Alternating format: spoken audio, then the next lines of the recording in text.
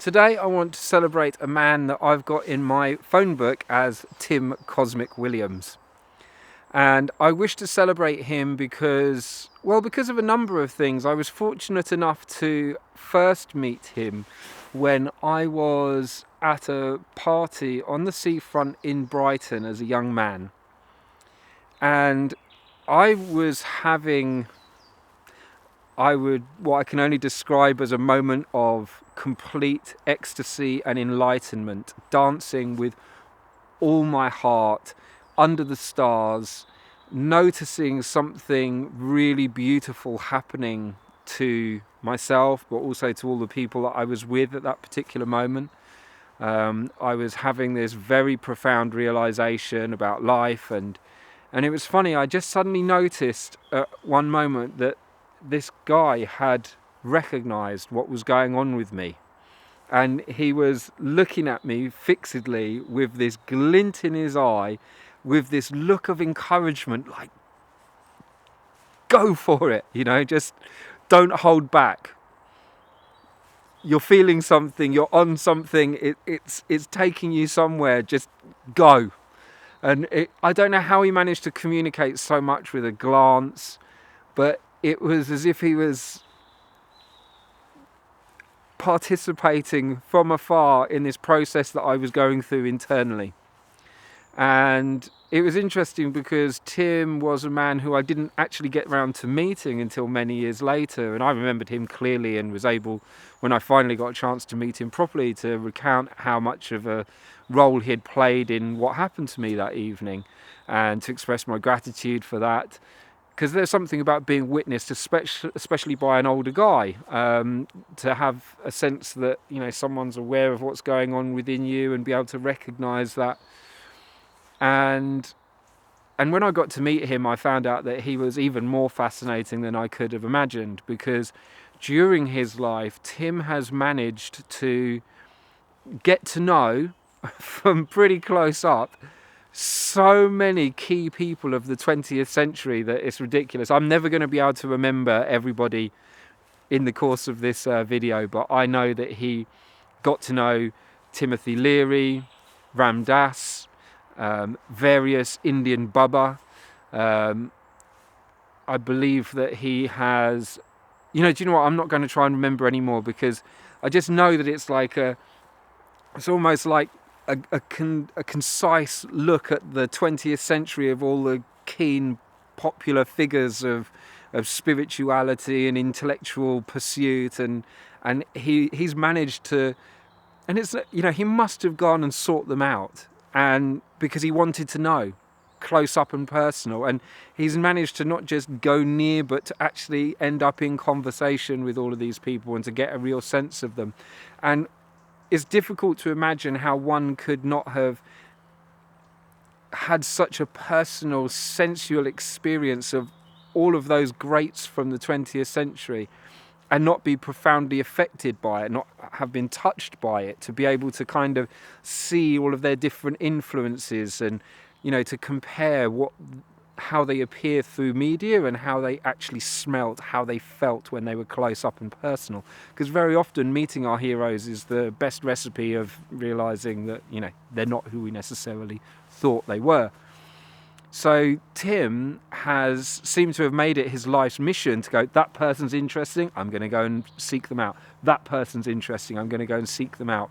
And despite all of these people that he's met, there's still one person who he retains an admiration for and who he describes as his teacher, and has continued with the same meditation practice for decades. At least the last time I saw Tim, this was true, but I imagine this won't have changed. There's one person that he refers to as his teacher, and I don't know, it's interesting to have seen someone take on and get to experience so many different aspects of the world, and yet to be still so committed and so, not swayed by all of this different information, but have continued this very kind of even path through the course of his lifetime. One of the places where I first became aware of Tim was through, let me turn my phone off. Oh my goodness. That's annoying. One of the places where I first came to have an awareness of Tim was when at a small hippie festival I used to go to, he was running firewalks. And, I thought, this is amazing. When you first hear that it's possible for people, normal people like us, to walk across flaming coals and not get burnt, it seems like a deeply magical, inspirational thing. And I couldn't believe it when finally seeing him initiating these firewalks, his modus operandi for getting people into that head state, it was not what I imagined at all, and seemed really out of context with the festival in which it was happening. I'm not going to relay what it was, but it was a fascinating thing, and really showed the power of the mind. I know that he has held many circles, assisted with facilitation in all sorts of areas. But one of the things that I've got really great admiration for is his willingness to put all on the line and commit to causes that he really believes in. I got to know him a little bit better during a period of time when I was protesting against fracking in the UK.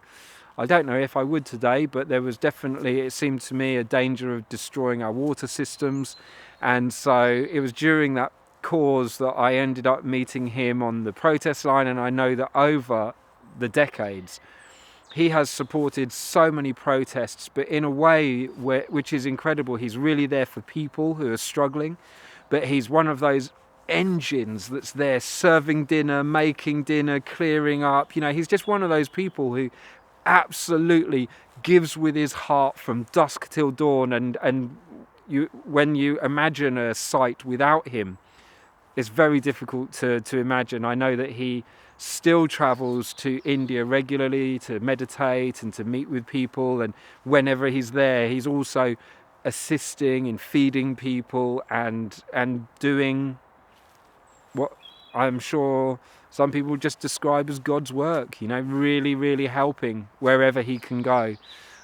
He's someone who's got a canny knack for divination tools, and I know that he's supported many people with therapy. He's also a musician.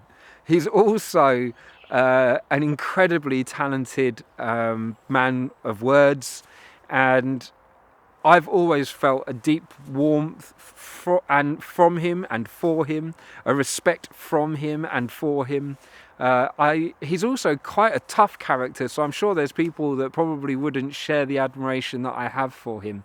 But I've always experienced him as a deeply loving and truth-telling man. And it's interesting, since I've got back into social media in the last few months and started sort of seeing posts from him from afar, I have to take off my hat to his willingness to speak forthrightly on all manner of subjects without any apology, including broaching subjects that he must know alienate many people that would otherwise be supporters of him. And in the current climate, I think that's a really amazing quality to have. So I know that Tim has touched people all over the world. It's one of those funny things that, when he eventually passes, it's funny because there's no way that a funeral could ever embrace all the people whom he's affected in the course of his lifetime. I'm sure it will take a long time for the ripples to subside in his wake. But he is here, as far as I know, alive and kicking. He seems to have as much fight as ever. And I'm definitely celebrating Tim Cosmic Williams and thanking for the fact that his unique style and talent, his genius, has made this world a better place during the course of his lifetime. So here's to Tim, here's to you.